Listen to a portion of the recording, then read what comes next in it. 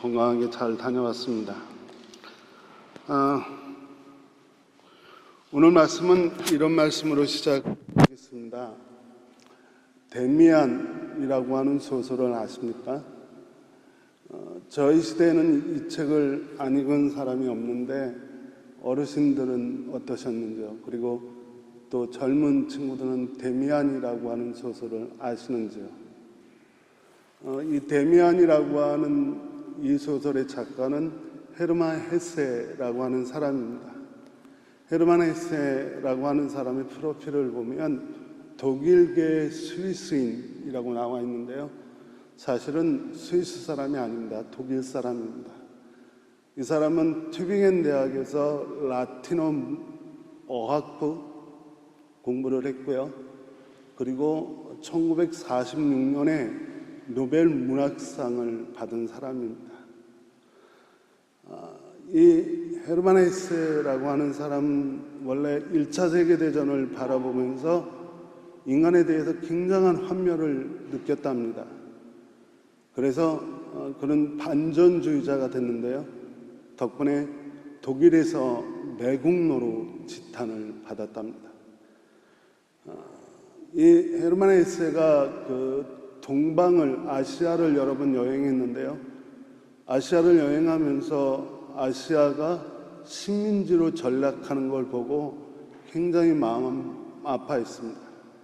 그래서 그 경험을 통해서 동방순례라고 하는 작품을 썼습니다. 헤르만 헤세, 그는 나치에 의해서도 탄압을 받았는데요. 이 유명한 사람의 책을 내지 못하도록 그 종이를 배당해 주지 않아서 헤르만 헤세가 독일에서는 책을 내지 못했답니다. 그래서 결국은 스위스인으로 바꾸고 나서 책을 냈대요. 근데 그가 동방순례라고 하는 책에서 이런 얘기 하나를 씁니다. 동방순례단 이야기인데요. 동방순례를 하는 순례단이 이렇게 순례를 하고 있는데 그 순례단을 쫓아다니는 하인이 하나 있습니다. 그 하인의 이름은 레오라고 하는 하인인데요. 이 하인은 돈 많고 신앙심 깊은 순례단의 허드렛 일과 식사를 준비하는 일을 도맡아 하는 사람이었답니다. 그런데 이렇게 자기가 허드렛 일과 식사만 한 게 아니라 이 레오라고 하는 하인은 굉장히 성기길 좋아했는지 저녁 때가 되면 순례에 지쳐있는 순례단들을 위해서 노래를 불러주었대요. 그리고 휘파람도 불어서 다 지쳐있는 순례단 사람들에게 새 힘을, 이렇게 생기를, 활력을 불어넣어 주었답니다. 그리고 레오라고 하는 이 하인은 사람들을 만날 때마다 내가 당신을 무엇을 도와줄까요? 라고 묻는 마치 버릇처럼 내가 도와줄 게 없습니까? 라고 묻는 버릇이 있었답니다. 그래서인지 그 순례하는 동안 순례단에 있는 모든 사람들이 그 순례단이 늘 생기가 넘치고 활력이 있고 그리고 순조롭게 순례가 진행되는 데는 그 하인 레오의 그 역할이 굉장히 크다라고 생각을 하고 있었습니다. 그러던 차에 어느 날 이 레오의 모습이 보이지 않습니다. 순례단에서 레오가 사라져버렸어요.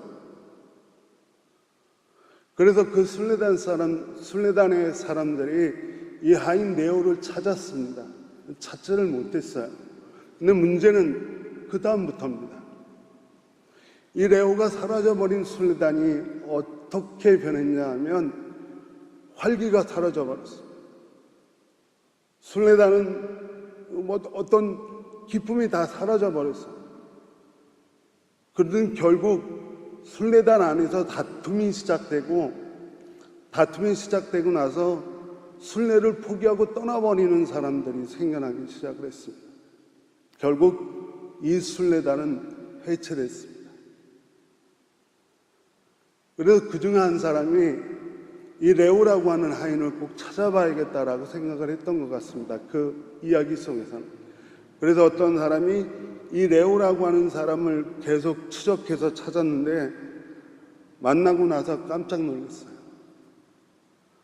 왜냐하면 이 레오라고 하인으로 그리고 허드렛 일로 그리고 식사를 준비하는 일을 도맡아 하는 사람인 줄 알았던 이 레오라고 하는 사람이 나중에 만나보니까 그 순례단을 파송한 교단의 최고 지도자였습니다.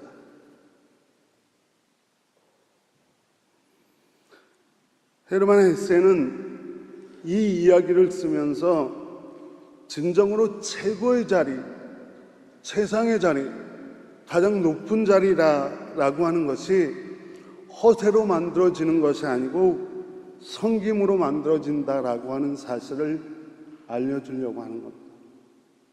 누군가 높은 자리에 올라서고 싶으면 그 이름이나 허세가 아니라 섬김을 통해 이루어가야 된다라고 하는 이야기입니다. 한 가지 이야기를 더 드려야겠습니다. 그 대한민국이 해방되고 나서 미국으로 유학한 첫 번째 유학생이 있었습니다. 얼마나 좋은 기회입니까? 그래서 이 학생은 미국에서 참 열심히 공부했답니다. 몇 년 지나지 않아서 박사학위를 논문을 쓰고 있을 정도. 그런데 그가 마지막 학기 논문을 마지막으로 마무리를 남기고 고국에서 소식을 듣습니다. 무슨 소식이냐 하면 전쟁이 났다는 거예요. 전쟁 때문에 수많은 젊은이들이 피를 흘리고 있다라고 하는 소식을 듣습니다. 이 사람은 박사학위 학위를 받을 날이 며칠 남지 않았지만 결심을 했어요. 고국으로 돌아가자. 그래서 귀국할 준비를 합니다. 그 소식을 들은 그의 지도교수가 그를 만났어요. 그래서 그에게 몇 달만 참으면 박사학위를 받게 될 텐데 다시 한번 생각해봐라 라고 이야기했습니다. 그렇지만 이 사람은 여전히 내가 내 고국에서 수많은 젊은이들이 피를 흘리고 있는데 박사학위가 무슨 소용이 있냐고 고국으로 돌아가겠다라고 이야기합니다. 그래서 당시 돈으로는 적지 않은 6,000불이라고 하는 돈을 모금해서 한국으로 돌아왔습니다. 그래서 자원에서 군대에 지원을 했더니 워낙 나이가 많아서 군대에서 거절했습니다. 그러자 이 사람이 전쟁 때 그 주변에 전쟁의 고아가 많이 생기는 걸 보고 그 고아들을 모아서 감자를 삶아주면서 돌보기 시작을 했습니다. 그래서 경상남도 거창군에 있는 시골에 선교사들이 버리고 간 고등학교 하나를 빌려서 8명의 학생과 함께 고등학교를 시작합니다. 8명의 학생과 함께.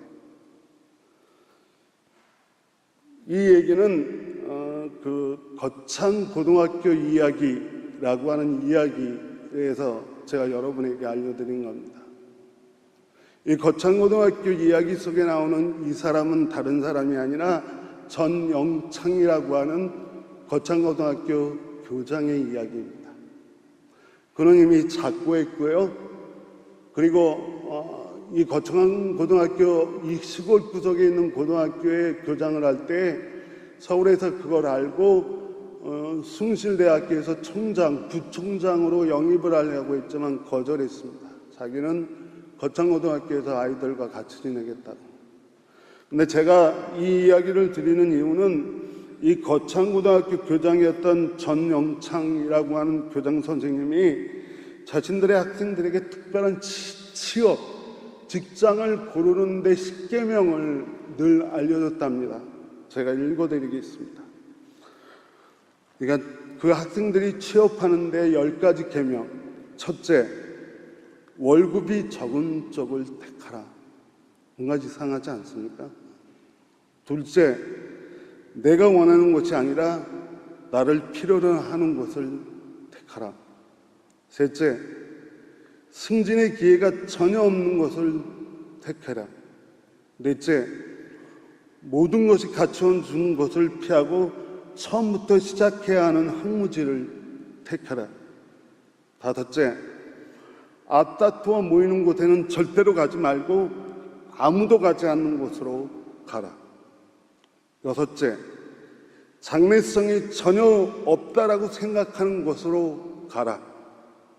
일곱째, 사회적 존경 같은 것은 바라볼 수 없는 곳으로 가라. 여덟째, 한가운데가 아니라 가장자리로 가라. 아홉째, 부모나 아내나 약혼자가 결사반대하는 곳이라면 틀림없으니 의심하지 말고 가라. 열째, 왕관이 아니라 단두대가 기다리고 있는 곳으로 가라. 이미 작관 정영찬 교장이 학생들에게 이야기하는 겁니다. 그런데 처음 시작하는 학생들에게, 자신의 일자리를 찾는 학생들에게 이야기하는 것은 대부분이 높은 자리로 가길 원하는데, 이 10가지 원칙들을 읽어보니까 이런 얘기 같아요. 처음 시작하는 거 윗자리에서 시작하지 말고 낮은 자리에서 시작하는 것이 옳은 길이다라고 이야기하는 것 같습니다. 낮은 자리에서 시작하라. 이 두 가지 이야기를 가지고 오늘 본문을 보고 싶습니다. 오늘 본문은 예수님께서 그분의 지상의 사역이 거의 끝나가고 있다라고 하는 사실을 알고 있을 때입니다. 지상에서 예수님의 사역이 거의 끝나가니까 예수님이 제자들에게 여러 가지를 알려주세요. 그리고 그들이 훈련되어지길 원하고 그들이 준비되어지길 원하십니다. 그래서 오늘 본문 앞에 보면 예수님이 끊임없이 자신의 순환에 대해서도 말씀하시고 부활에 대해서도 말씀하시고, 정말 제자들이 나의 예수님의 사역에 마무리하고 이들에게 맡기고 가야 되는데 이들이 좀 훈련되고 준비되어졌으면 좋겠다라고 하는 예수님의 마음을 읽을 수 있습니다.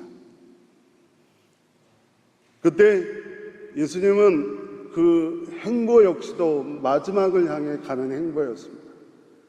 오늘 본문은 갈릴리에 있던 예수님과 예수님의 일행이 바로 그 예루살렘, 거기가 예수님 지상사역의 마지막 장소 아닙니까?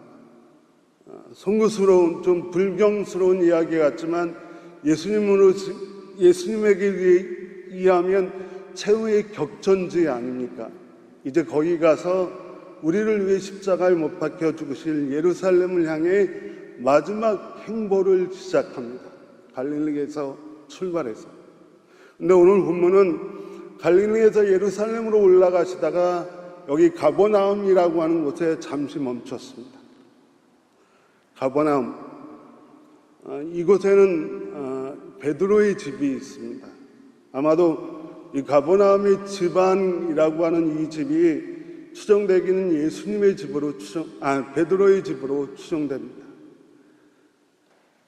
갈릴리에서 베드로의 집으로 같이 예수님과 일행들이 움직이다가 가버나움에 도착하자 예수님이 아주 뜻밖의 질문을 제자들에게 던집니다.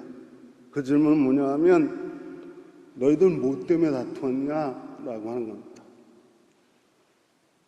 지금까지 걸어오면서 너희들이 길거리에서 다투던데 무엇 때문에 다투었냐라고 묻습니다. 그러자 제자들은 잠잠했다라고 되어 있고요. 그래서 예수님이 이미 알고 계신 듯이 너희들이 다투었던 내용은 바로 누가 가장 높은가를, 누가 가장 큰가를, 누가 가장 잘났는가를 다투지 않았느냐라고 묻습니다. 여러분, 우리가 살고 있는 세상은요, 바로 이런 세상입니다. 다투어서, 아귀다툼을 해서 빼앗아서 차지하지 않으면 높은 자리, 큰 위치, 큰 역할은 없는 것. 우리가 살고 있는 세상은 높은 자리를 차지하기 위해 큰 위치와 그리고 큰 역할을 차지하기 위해 아귀다툼하면서 싸우는 시대를 살고 있습니다. 다투어 빼앗지 않으면 누구도 가장 높은 자리에 오를 수 없고 다투어 싸우지 않으면 누구도 큰 위치를 차지할 수 없고, 다투어 싸우지 않으면 누구도 큰 역할을 차지할 수 없는 시대를 살고 있습니다. 이것은 이미 지금부터 3000년 전에 아모스라고 하는 선지자가 이렇게 표현했습니다. 공의를 쓰듯인 소떼처럼 만들고 정의를 땅바닥에 팽개치는 시대다. 공의는 사람들에게 너무 써서 다 버려버리고, 정의는 사람들이 이미 땅바닥에 내어던진 지 오랜 시대. 이런 시대는요, 약하다라고 하는 게 죄가 됩니다. 돈이 없다라고 하는 게 죄가 되는 시대입니다. 힘센 패거리, 학연, 지연, 혈연이 없는 것이 죄가 되는 시대입니다. 겸손하다라고 하는 것이 죄가 되는 시대입니다. 착하다라고 하는 것이 죄가 되는 시대입니다. 양심적으로 산다라고 하는 것이 죄가 되는 시대입니다. 그리고 요령과 아부에는 동조하지 않겠다라고 하는 것이 죄가 되는 시대입니다. 바로 이런 시대는요, 누가 크냐를 놓고 아귀다툼하는 것이 당연합니다. 누가 크냐를 놓고 다투고 빼앗고 싸우는 것이 당연한 시대입니다. 내가 높아지지 않으면 내 인간의 가치는 인정되지 않으니까요. 약한 자들은 그 가치를 인정받지 못하고, 돈 없는 자들은 그 가치를 인정받지 못하고, 요령과 아부를 부릴 줄 모르는 사람은 그 가치를 인정받지 못하고, 양심적으로 사는 사람은 그 가치를 인정받지 못하고, 착한 짓 하는 사람들은 그 가치를 인정받지 못하는 시대. 그래서 서로 높아지려고 하는 악의 다툼을 벌이는 시대입니다. 그렇지만 말입니다, 오늘 우리가 바라보는 가버나움에 계신 예수님, 이 가버나움에서 예수님의 제자들을 가르치시는 예수님은 약한 것이 더 이상 죄가 아니다. 돈 없는 것이 더 이상 죄가 아니다. 힘센 패거리가 없는 것이 더 이상 죄가 아니다. 요령과 아부를 동조하는 것이 더 이상 죄가 되지 않는단다. 착하게 사는 것은 죄가 아니야. 양심적으로 사는 것은 죄가 될 리가 없어. 그렇게 말씀하시는, 그래서 우리가 사는 속에서 더 이상 가장 높은 곳을 향해, 그리고 가장 큰 역할과 큰 위치를 차지하지 않아도 우리는 하나님이 창조하신 그대로 인간의 가치를 인정받을 수 있는 세계를 예수님이 말씀하시는 겁니다.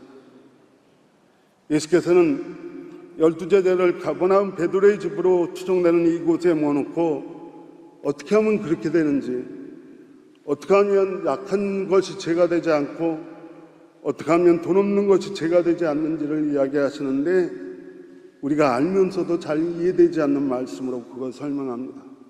오늘 본문에서는 누구든지 첫째가 되고자 하면 그는 모든 사람의 꼴찌가 되어야 한다. 그래서 모든 사람을 섬기는 사람이 되어야 된다라고 이야기합니다. 누구든지 첫째가 되고자 하면 그는 모든 사람의 꼴찌가 되어서 모든 사람을 섬겨야 된다라고 말씀하십니다. 사실 여러분이 너무나 잘 아는 말씀이라 제가 인간의 말로 설명하면 도움이 안 돼요. 제가 가지고 있는 개똥철학으로 이 말씀을 설명하면 그건 이 말씀을 모독하는 겁니다. 그래서 방법은 딱 하나입니다. 성경으로 읽어드리겠습니다. 예수님은 누구든지 첫째가 되고자 하면 그는 모든 사람의 꼴찌가 되어서 모든 사람을 섬겨야 한다, 이 말씀을 예수님 스스로 풀어놓으셨어요. 누가복음 14장을 보시면요, 누가복음 14장을 보시면 예수님이 어느 곳에 초대받아 가셨어요. 그래서 초대받아서 갔는데 예수님 눈에 들어오는 게 누구냐 하면 어떤 사람이 그곳에 왔는데 부득부득 윗자리를 찾아 골라 잡는 사람을 보시고 그 사람을 보고 그 초대한 장소에서 부득부득 윗자리를 찾아가서 앉는 사람을 보고 예수님이 옆에 있는 제자들에게 이렇게 말씀하셨어요. 누가복음 14장이요. 내가 누구에게 혼인잔치를 초대받거든 높은 자리에 앉지 말아라. 높은 자리에 앉지 말아라. 혹시 손님 가운데 너보다 더 귀한 사람이 초대를 받았을 경우에 너와 그를 초대한 사람이 와서 너더러 이분에게 자리를 내어드리시오 하고 말할지도 모른다. 그러면 너는 부끄러워하며 가장 낮은 자리로 내려가 앉게 될 것이다. 무슨 말인지 이해되시죠? 어느 곳에 초대되어 갔는데 높은 자리에 앉아 있었는데 자기보다 더 높은 사람이 나타나니까 초대한 주인이 그보다 더 높은 사람을 데려가서 당신 좀 물러나시오. 이 사람 자리니까 당신 저 밑에 자리 가시오 라고 이야기할 때 그 밑에 자리로 내려가면서 얼마나 부끄럽겠느냐. 그 부끄러움을 당하지 않기 위해서 너는 어딜 가든지 높은 자리에 앉지 마라 라고 예수님 말씀하십니다. 그리고 반대로 내가 초대를 받거든 가서 맨 끝자리로 내려가 앉아라. 네가 초대를 받으면 제일 끝자리로 내려가 앉아라. 그리하면 너를 초청한 사람이 와서 너더러 친구여 윗자리로 올라가 앉읍시다 라고 말할 것이다. 그때 너는 너와 함께하고 앉은 모든 사람 앞에서 영광을 받을 것이다. 누구든지 자기를 높이면 낮아질 것이요 자기를 낮추면 높아질 것이다. 예수님의 말씀입니다. 이제 말씀을 정리하겠습니다. 말씀을 어떤 방식으로 정리를 할까라고 생각하다가 어제 아침에 토요 아침 기도회를 준비하면서 다니엘서 5장에 있는 말씀을 전해드렸습니다. 그래서 다니엘서 5장에 있는 이 말씀이 오늘 말씀의 결론이 될 수 있겠다라고 생각이 들어서 그 말씀을 다시 전해드리려고 합니다. 다니엘서 5장에 보면 벨사살이라고 하는 왕이 나옵니다. 이 사람이 큰 잔치를 베풀어요. 그 잔치가 얼마나 큰지 신하만 1000명이 넘는 큰 잔치를 베풉니다. 그리고 왕이 그 잔치에 나타나면서 자기가 얼마나 위대하고 자기가 얼마나 높고 자기가 얼마나 잘난지를 보여주기 위해 무슨 짓을 하냐 하면 그 전에 예루살렘 성전을 부시고 나서 예루살렘 성전에서 하나님께 제사를 드리던 기물들을 빼앗아 온 적이 있습니다. 그걸 자신의 창고에 놓았던 걸 꺼내다가 그게 뭐냐 하면 예루살렘 하나님의 성전에서 하나님을 제사 드리던 그 기물들을 꺼내다가 술잔으로 사용합니다. 봐라, 내 술잔은 하나님 앞에 예배드리던 기물이다. 얼마나 잘난 척입니다. 그런데 그 장소에 아주 신비한 일이 일어나요. 왕궁의 석벽에 큰 손이 하나 나타나더니 글자를 씁니다. 메네 되게 바르신 메네 되게 바르신이라고 하는 글자를 씁니다. 그 엄청나게 신비한 사건 앞에 왕이 낯빛이 변합니다. 왜냐하면 그 뜻을 모르니까. 거기 앉아있는 1000명이 넘는 신하들 중에 메네 되게 바르신이라고 하는 이 뜻을 아는 사람이 없습니다. 해석할 사람이 없습니다. 그래서 마치 이스라엘에서 포로로 끌려온 다니엘이라고 하는 사람이 있는데 그 다니엘이 그 말을 해석해줘요. 메네 되게 바르신. 무슨 말이냐 하면 한마디로 요약하면 하나님의 저울 위에 왕을 올려놓으니 그 무게가 부족하고 너무나 모자라서 하나님의 저울이 기울어 왕이 그 저울에서 떨어져서 두동강 났다입니다. 이해하시겠어요? 메네 되게 바르시네라고 하는 이 말이 하나님의 저울 위에 왕을 올려놓고 무게를 달아보니 그 무게가 너무 부족하고 모자라서 저울이 기우는 바람에 거기서 미끄러 떨어져 두동강이 났다라고 하는 뜻입니다. 사랑하는 여러분, 우리는 하나님 저울 위에 날마다 올랐습니다. 그 저울 위에서 우리의 몸을 낮추고 겸손해지고 바짝 낮아지면 무게중심이 밑으로 내려갑니다. 우리가 낮아지고 겸손해지면 우리 삶의 무게중심이 밑으로 내려갑니다. 무게중심이 밑에 있다라고 하는 말은 안정돼 있다, 불안하지 않다라고 하는 뜻입니다. 저울이 기울어져도 웬만해서는 미끄러 떨어지지 않습니다. 그러나 하나님 저울 위에서 고개를 빳빳이 세우고 그리고 겸손이라고는 찾아볼 수 없는 거만함이 드러나서 그 무게중심이 위로 올라가면, 무게중심이 위에 있으면 무슨 말이 되는지 압니까? 불안하다. 언제 넘어질지 모른다. 곧 넘어질 것이다. 하나님의 저울이 기울면 불안하면 미끄러 떨어집니다. 하나님은 오늘 우리에게 바라시는 것은 우리가 살고 있는 이 세상에서 정말 아기다툼하며 높은 자리에 찾아야 되는 그런 시대를 살고 있음에 분명하지만 오늘 우리에게 적어도 그리스도인, 하나님이 찾는, 주님이 원하시는 사람은 자신의 무게를 높이지 않고 늘 그 무게중심을 낮추고 하나님 앞에 낮아지고 겸손해지며 섬기는 사람입니다. 사랑하는 여러분, 하나님이 원하시는 이 아름다운 모습이 저와 여러분에게 있길 주님의 이름으로 간절히 축원합니다.